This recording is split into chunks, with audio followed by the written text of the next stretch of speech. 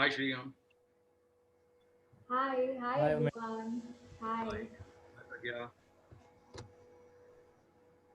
What's up? Has Anand joined in? Yeah, he has. Okay. Hi, Anand. Anand, can you put your camera on, please, so that we can see you?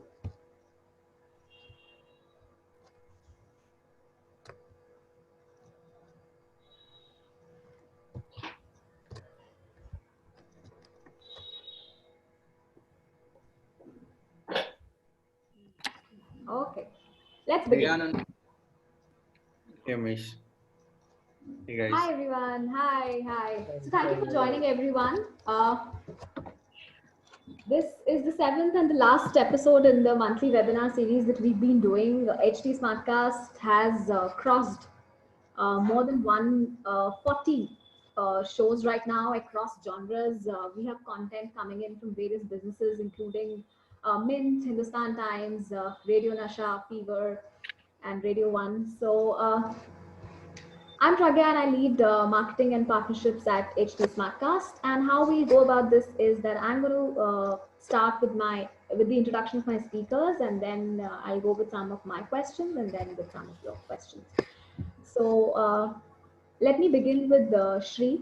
So Shri is the co-founder and CEO of Avaz.com. Prior to this, he was vice president of digital marketing at Publici India. And he also leads the Voice Talks, which is a forum for people to discuss on AI, ML, and voice. So thank you for joining, Shri. Welcome. My pleasure, Pragya. Good to be here. Thank you. So we move on to Umesh. So Umesh is the head of partnerships and customer success at Adori Labs. Prior to that, he's worked at Audioboom. He was heading partnerships there, and he's played a great role in evangelizing podcasting as a category. He worked with podcast platforms, with podcasters. So thank you so much for joining, Umesh. Welcome. Thank you for your kind words, Pragya, and thanks to the HT Smartcast team. Glad to Thank be here. you. Thank you. Uh, Moving on to Anant. So Anant is heading Express Audio at Indian Express. That's the audio wing of the Indian Express. And prior to that, he's worked with Josh Talks, heading the content uh, vertical in Hindi. Thank you for joining, Anant. Welcome. Thank you, Pragya, and welcome everyone. Glad to be here. All right, let's begin. The topic for today is podcast monetization and Shiz. So, monetization for podcasts is something which is uh, perceived as a great challenge. What are your thoughts on that, and how do we solve for this challenge? Let's begin with you, Anand. Uh, I believe it is something that we've been trying to crack. I mean, all of us, including Umesh and Sri here. And these guys have worked a lot than we have, particularly at Express. But I think this is a challenge that we've been trying to tackle for the last 2-3 years at least now. Um, and the simple solution that I see to it is uh, and that's also one of the reasons why I appreciate HT Smartcast so much is because we need to have that one breakout show that needs to come out so that people are more aware of this medium called podcast. As of now, the biggest challenge that I see towards monetization, I mean, that's the secondary thing. Primary thing is to get this awareness out of this medium that is podcast and to get more and more people to listen to it. And uh, like right now, even if you go out and like, for example, if I say I work in podcast, the question that I get is what is podcast and how do I listen to podcasts? And so to remove this barrier and to spread this awareness is the biggest task. And I think that would come once we have that one breakout show. I mean, uh, you can take the example of Serial, for example, in the US, and Yeah. what Serial did to podcasts in the Western market is something that we need in India to happen. We need that one breakout show that would get the people to start talking. I mean, take for example Netflix and what Sacred Games did to Netflix. I mean, it became a household name that way. Yeah. And so what we are awaiting is that one big show. I mean, if it comes out of HT Smartcast, that's great. If it comes out of Avaz.com, that's great. If we make that show, that's great. I mean, but anyone should do it, because that's the way forward. Okay. Shri, what are your thoughts on monetization for podcasts? I'm lucky. I've been fairly reasonably successful in making some money. So I mean, the part that we have at least tackled so far, if not for, if I can't speak for the whole category, from our point of view, we have had success with two ways of monetization. One is licensing, which is a landlord business in that sense. I own content, I rent it out to Spotify's of the world, right? The Okay. second one is a little harder, which is getting an advertiser on board. And we don't have jingles inserted in our podcast. We see that as very intrusive at this point in time.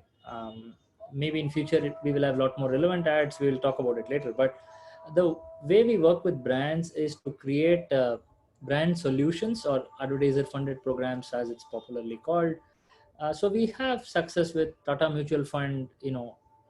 We created a 100-minute fiction called Ishq Bhi Risk Bhi to create investor education in Hindi speaking market. And in the campaign duration about less than 8 weeks, more than a lakh people heard about 7,60,000 minutes of content. Compare this to 6 second skippable YouTube ads, right? What could you say in 6 seconds versus 100-minute content? That's a story branded content. I think the parallel is like a Coke studio. You can't split Coke and studio out of it. Or we also have in the non-fiction, we have brands like uh, uh, Google talking about voice technology, IBM talking about cloud technology, Agora talking about live stream technology. All this B2B brands have also come to us because we have a relevant audience. I wouldn't say we have big scale what any other advertising medium would do, right? Because it's not advertising, it's advocacy creation. Podcast listeners are early adopters, and to create advocacy amongst them, these brands have put their trust in us, and we are only seeing more brands coming on board. So it's been good for us. All right, all right. Umesh, let's move on to you. What do you think? How big is this a challenge? How do we solve for it? It's not a challenge, but it's a process that will happen as and when it will happen. But where what we can look at is where are we right now when it comes to podcasting as an industry in India. So yes, as Anant rightly pointed out, and also Shri mentioned that while we are at a nascent stage, if you compare the listenership numbers with US and some countries from Europe, there has been exponential growth in India as well in last couple of years in terms of listenership, in terms of awareness about podcasting as a medium to consume audio content, not only with listeners, but also with the main audio consumption platforms that are present in India. They are also now looking at podcasting as one of the medium to offer apart from just music that they usually do for obvious reasons that they have because they do not have to shell money through their nose for the music labels every time any content or podcast is streamed on their app. And also it increases the dwell time on their app. It also becomes a differentiator for their app because everyone else is also offering the same music that they are. So what becomes a differentiator? Then podcasting becomes a differentiator. What the struggle that podcast in India that you just mentioned that when will the monetization will take place?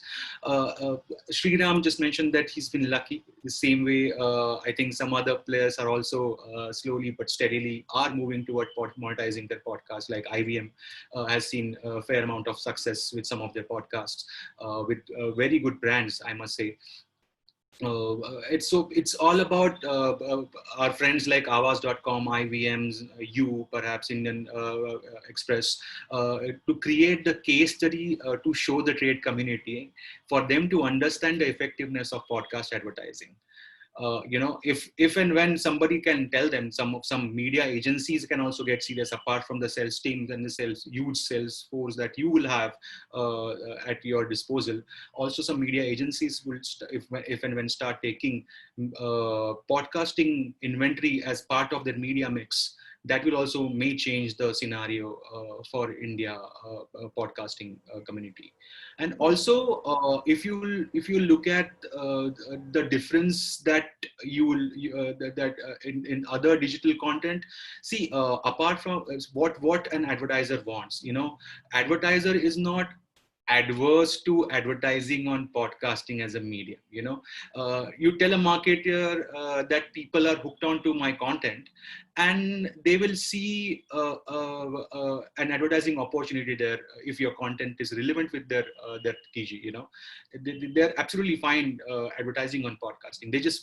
What they need is a good reach, deeper analytics, which would give them an access to perhaps contextual data, and also check on some brand safety measures, which are akin to what they're getting in some other digital mediums like video, text, and perhaps display. So if these are the things that some platforms work together, offer these analytics back to the content creators, which they can utilize to present to advertiser, and all those things will happen, perhaps then it will be perhaps easier as compared to what the struggle is right now. Right, right. So, Umesh, do you think that we should look at certain industries first, target them first, and then go on to some other industries? Do you think there are some early adopters in terms of industries in this space? Uh, Not really. I mean, yes, early adopters, yes. Tech companies, banks, as you mentioned, are some categories that are experimenting with this medium. But apart from that, it is like, chicken and egg thing. What a big advertiser want is reach. So I remember this one conversation I had with one of the very big e-commerce sites that are there globally and in India. I was talking to one of the sales guys from that company, and he clearly told me that I am absolutely ready to experiment. This is an experiment, and we are ready to do that. But for us to think about this ad campaign, we need some meat in it. Like, we need at least few millions to reach. If there are 10,000 niche audiences that you're telling me that I have, I will not be able to sell this proposal to my brand and tell them that let's just target only these 10,000. However serious they are, they also want eventually the numbers. So Right. that's how it is. Yeah. So, Shri, how did you manage to do it? How did you manage to get that reach with your clients? I asked them nicely. No, on a serious note, what Umesh said was very, very relevant. Uh, if you go to probably a very large brand, let's say an Amazon, and say I have 20,000 listeners, they are not going to be looking at you at all. But if you flip the story about this, let's say brands have always engaged influencers, and that's been that's been a trend for so many years now. Influencer campaigns are all the rage, right? A handbag company will get 20 lifestyle bloggers to write about their handbag. A retail company will invite their 20 influencer Instagrammers to come to their shop, whatnot. So that is in the space of creating advocacy, or rather, by definition, influencer is somebody who can shape opinions of others. That is the space we operate in. We don't compete with Facebook and Google for the ad dollars, because it's nearly impossible. And I'll be making a joke of myself and misrepresenting whole podcast as a category right now. What we do say is relevance. So, for example, if you're creating a parenting podcast and you have 5,000 audience, any diaper brand would love to be with you, because those 5,000 moms are glued to this program week after week. So you influenced 5,000 people, and it's not a 5 crore rupees campaign for the brand. It could be a 5 lakh rupees campaign for the brand. But if you're an independent podcaster and you got 5 lakh, I would be laughing all the way to bank, right? So if you are able to bring in that relevance angle to the brand manager you're talking to, they're likely to consider it. Okay. So, therefore, are you saying that you pitch podcasts according to the relevance, the kind of engagement that podcasts bring in, and not necessarily as a reach medium? Not at all, because Right. we don't have reach. Even if I count all my 600,000 users on a month, it's still a rounding off error in their campaign, in their scheme of things. Yeah, so what kind of metrics do you go about showing your clients, and or what kind of pricing do you go about? Do you have a rate card, or do you go on a We flexible do basis? How have, do you go about this? yeah, let's say a good fiction for a brand of 100 minutes, 10 minutes into 10, right, would be anywhere upward of 10 lakh rupees, right? Because you have script, concept, voiceover artist, record, post production, and you promise certain reach as well. It's not big money for a brand. Second, the metrics, thanks for asking it, because unlike reach, what do we actually measure here is completion rate. Like I said, it could only be 10,000 people, but if they have a 70% completion rate, that's out of the world.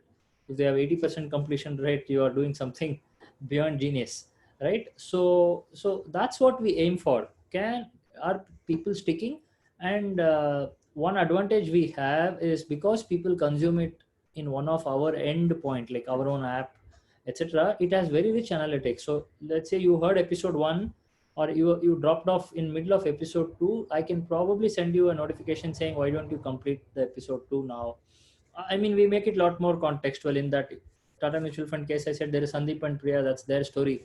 So we send very FOMO notification saying, did Sandeep really date Priya? And those kind of things. And people do click on it and they want to closure on the story. That creates curiosity for them, and they complete on it. All So right, all right. that works. Yeah. So you were also mentioning about individuals trying to monetize their podcast. Do you have any thoughts on that? There are once again, there are few who I'm sure Umesh had many examples of that, who all the independent people who are using Audio Boom previously. That's where a lot of audio ad tech is coming to help them, but it will work beautifully at scale. But right now, even independent podcasters, just, I mean, someone last week said podcast is a new blog. Bloggers used to do this all the time. Independent bloggers would work with brands, right? So independent Mhm. bloggers are working with ad agencies to get that tiny little budget they could get. Maybe a 1 lakh rupee sponsorship for a special episode on their brand, things like that. I don't want to name some of them who have done it. I don't have their permission to do so. But I think one who said it last week was, there is a biker podcast, and Enfield was a sponsor for that. That's an Mhm. independent podcast. It's not a large company. So So maybe there are been not many going for the entire series, but then just an episode somewhere here or there. Hmm. possible. Yeah, yeah. Yeah, It's Umesh, a what are deal your structure. thoughts? Sorry. Yeah, Shri, please complete. Oh, that's the deal structure, how the brand and the podcast agreed on. Right. So, Umesh, since you've also dealt with a lot of individual podcasters, and I'm sure many of them are now coming up with the kind of content creation tools that are now available with people, it's very, very easy to record your own podcast, to publish it, to edit it there and then. So, what are your thoughts on individual podcasters trying to monetize their podcasts?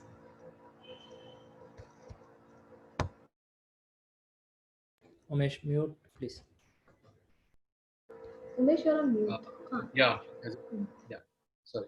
So yeah, I mean, yes, it's important and it's good that everybody wants to monetize their podcast, and that should be the way forward.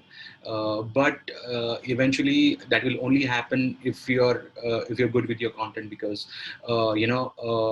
even if you're an independent podcaster, even if you're using this or from the same category that many podcasts already exist, it not necessarily have to be one of the podcasts. You can create a niche by the way you present your podcast, and then create followers, because we all know, we are from the podcasting fraternity, and we know the kind of listenership, serious listenership that a podcast can create. Podcast listeners are the one who actually opt to come and listen to your podcast rather than just scanning to the frequencies. So they're very serious listeners. So once you have generated your listenership, then it will either stick to it or it will gradually go up if you are consistent with your content release. Unless you do some serious bad thing, your listenership will not go down. and how one can monetize their podcast, the parameters are not very different from the enterprise level players as well. There could be dynamically stitched ads, the host endorsement, independent podcaster can offer subscription or donation, branded content, guest money, and obviously create an IP and sell it to some big players like Ghana, Jio, Savan, or Spotify. And that's how an independent podcaster also can look at monetizing their content. But if you really look at enterprise level players, they also need to think about the strategies very seriously, because let's not look at podcasting as a no or little investment income source. Like, if you really have to invest in some technology, then might as well look at it in that way. Because the best way to grow is adapting to the latest technologies that's available, or looking at future and then investing in the future technology. So if we really want to compare the platforms that are right now available, look at those platforms, compare those platforms, and see what's actually making the difference for you. Is it just the hosting? Is it the distribution? Is it some other features that one platform is offering? Apart from that, enterprise level players can also think, or rather should also think of, I agree with Shree's point that why do it gets easier for him to speak with brands is because he's got rich and deeper analytics, because it is on his own platform. So when that happens with other enterprise level players as well, so it will be easier for their sales team also to be more nicer with the advertiser and smarter with their talks when they're presenting their sales pitch. Absolutely. And you also mentioned something interesting. You said that for individual podcasters, they might as well look at certain niche for their content, not necessarily going broad based, but creating a niche and therefore. The way they present, because I believe that if Bollywood works, then you need not think about a niche topic that is so niche that your listenership is also going to be this much, like 5, 10, 15. We all deserve that our podcast should get many listenerships, and it not necessarily has to be the topic that you choose, but the kind of seriousness that you have. You got to research about your topic. You got to invest some time in understanding what you're talking about. Maybe the way you present can be a little different. I mean, like, not everybody is going to be Joe Rogan, I understand, but he's different because not because of the genre, but because of the way he handles his show, right? So that's what I wanted to say when it comes to independent podcasting. Right, right. So, Anand, moving on to you now. Let's take up the two questions. One is from a brand perspective, and the other is from an individual perspective. Do you think there are certain industries which we should be going forward with first? And what should be the strategies for individual podcasters? To answer your first question, I am a little divided on this. I don't believe there are certain industries that we should target. Having said that, there are certainly certain industries which are more open to podcasts, as we've seen in the West. And again, then the comparison comes: is it okay to compare the Western market to the Indian market? Because both of these are completely different places to be in. But I think what we've seen, the trends mostly, education is a great sector that mixes very well with the content of podcast, because most of the content of podcast is educational in nature. So I would say education is one. Tech is another industry that I see investing in podcasts. But I am not quite sure if that's the way forward. I believe whoever comes is good. Like, there's no priority. Also, because see, content in any way, we can have lots and lots of genres of content. And like Sri was mentioning, the example of a diapers brand wanting to do advertising on a parenting podcast. Similarly, Right. a tech brand would want to do it on a tech podcast. Education That's brand would probably want to do on an so the beauty of It podcasting in that also sense. depends on the content. That's Yeah. So it's that, like, content itself is a surrogate of the audience in podcasting. Right. I don't think that's true of any other medium to an extent that it is true of podcasting. Right. I recently came across this study that was done. I'm not sure of the source. I have kind of forgotten about it. But there were comparisons about the kind of podcasts and what people buy. So, sort of like a consumer study of the listenership of podcasts and what people buy. So, for example, sports podcast listeners tend to buy more alcoholic beverages. So that gives you a sort of an opening into it. Like, if there's a beer brand that wants to advertise on my sports podcast, they're supposed to get more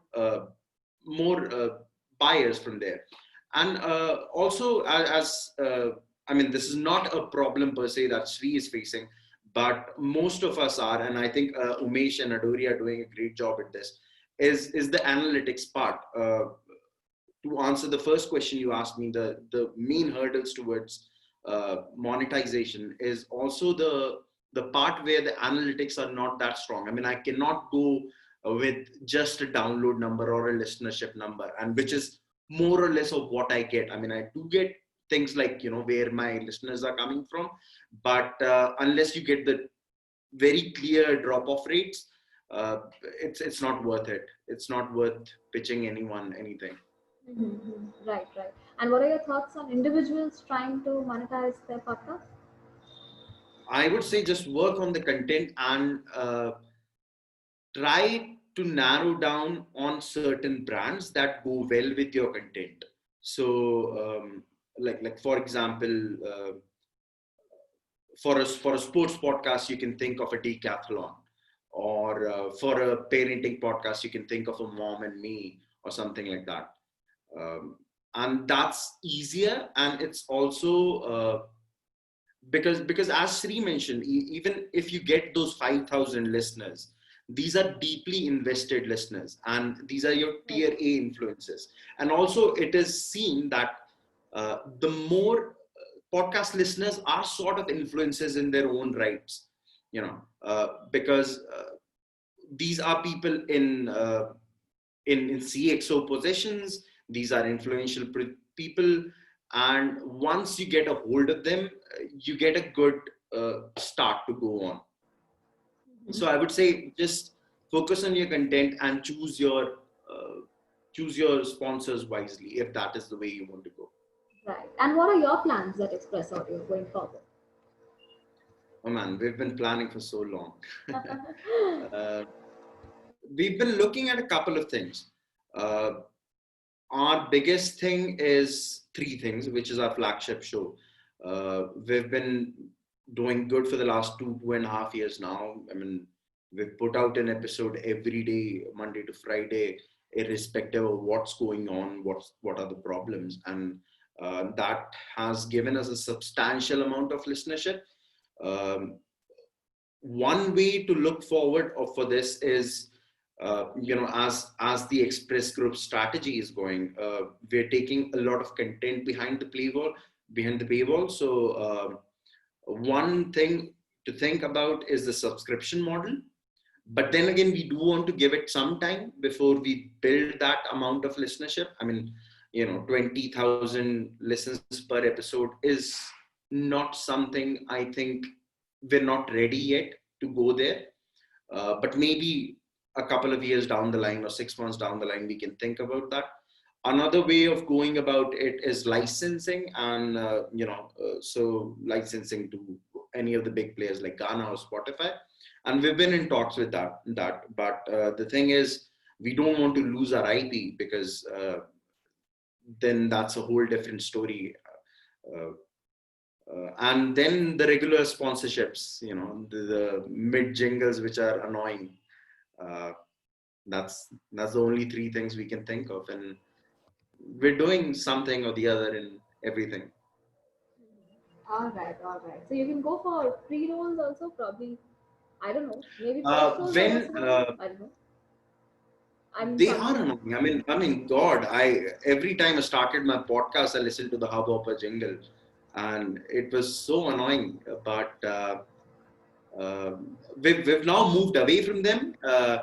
We are mostly doing in-house advertising. So we're doing mid-rolls for our own products right now. So even if you listen to three things, we have an explained section in the newspaper in the print edition, and we do a mid-roll section for that.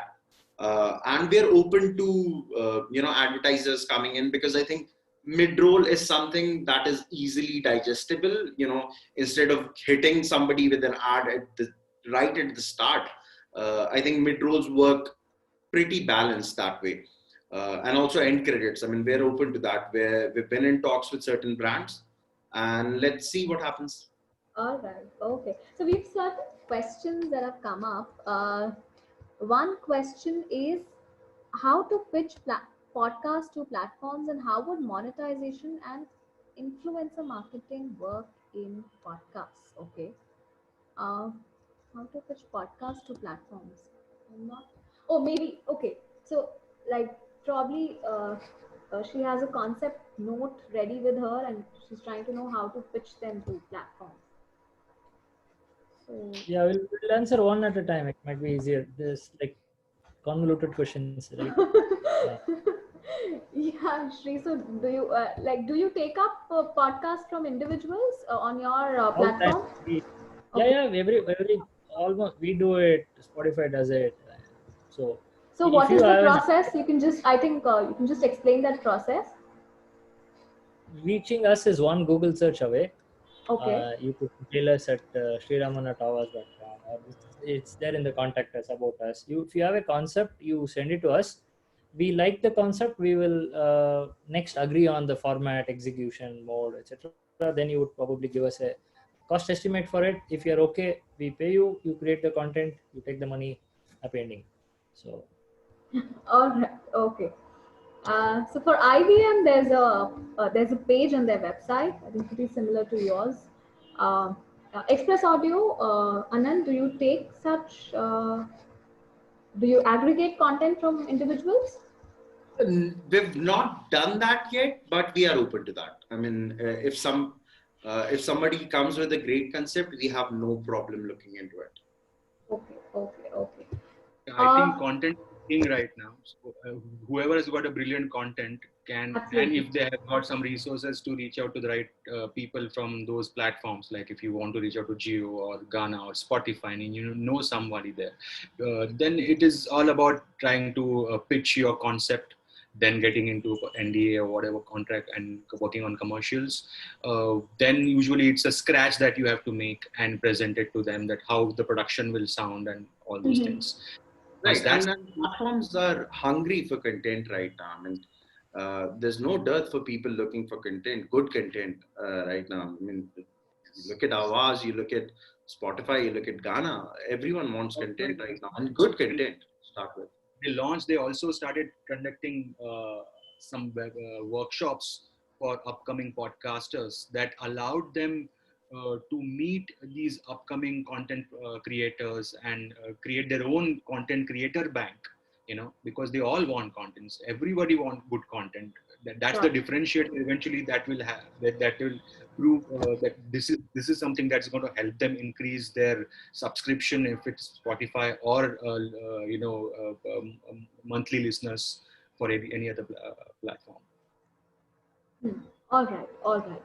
Okay. So there's another question, which is. Could you please tell me how to make monetizable strategies for niche content? Umesh, any thoughts on that? Yeah, Shri, go on. No, niche is actually easier. That's what we were all saying in the beginning. Let's say at niche, sports and beer goes well. So if you're niche in sports, you could be covering about water polo and 3,000 people listening to it. But those 3,000 people are the universe of water polo fans in the country. So you could probably monetize it extremely well. I agree with. Yeah, for example, we have a sports podcast, and uh, the listenership in the absolute terms is not that much, but even the 4,000, 5,000 people that tune into every episode, they are hardcore fans. They write to us every week. uh, they are looking forward for us to invite them. They're looking forward for the 50th episode, 100th episode. They know all the inside jokes. They're totally involved with the process of making the show, of the host and everybody. And it's much easier to I don't want to use that term, but sell something to them. uh, and that's because the audience is much more invested in you. And as you go, the more niche you have, the more passionate people you meet that way. And that success, I'll give you a parallel that suddenly there is a huge increase in the chess. Everybody wants to play chess now, thanks to Queen. Things like that. No, in fact, there is a company who makes content for Netflix, and they were telling one of Netflix strategy is to go after each one niche at a time.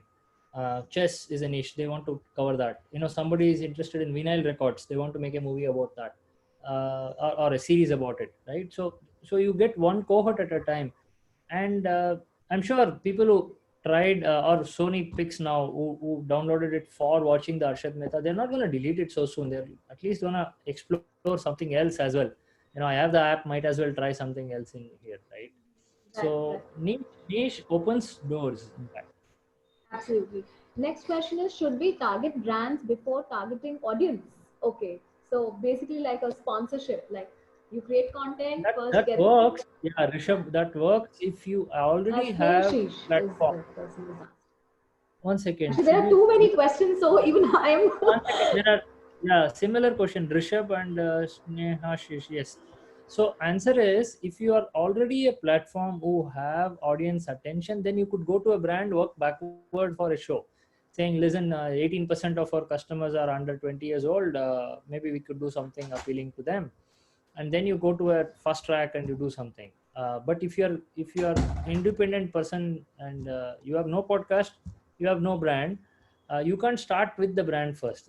They will be like, what are you bringing to the table, right? That you'll have to work on a content first, then using that content, build on your listenership, and use listenership as the metric to sell it to the brand and tell them that I have this many listeners that listen to my content, and hence you can try and monetize on my podcast.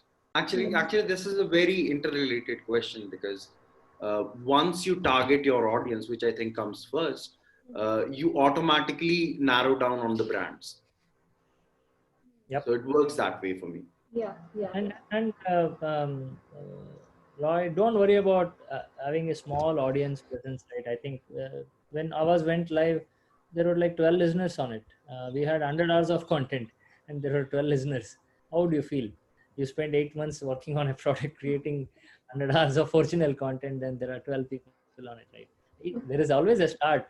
And then the content is good, people stay, people refer, people come back. And like I said, now it's like more than 500,000 I've people, got questions in my private chat also. A question is, I personally run a podcast called Words and Beyond. I talk about things with a different perspectives. How do I monetize it?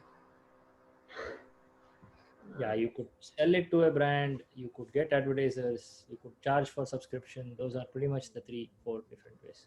Yeah, I think we've covered Patreon is a everything. great place Patreon is a great place to go ahead with that if you want to, just sell your content and more windowed content.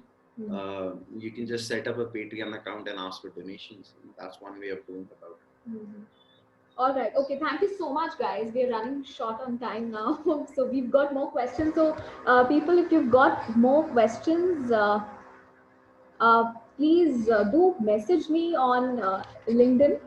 And we have a partner with us page on HT Smartcast website. So please do visit us. And we have social media. We're present across social media, Facebook, Instagram, everywhere. So do listen to our podcast and do give us feedback. And thank you so much for joining in today. Thank you so much, Umesh. Thank you, Shri. And thank you, Anand. Thank you so much for joining. Thank you so much. Thank you, Thank Thanks you. Pragya. everyone. Thanks, everyone. It was fun. Have a great year. So Yeah, see you soon. yeah. Happy New Year, everyone, in advance, and Merry Christmas as well. Bye. All right. Thank you. Take care, guys. Bye-bye. Thank you. Bye. Bye bye.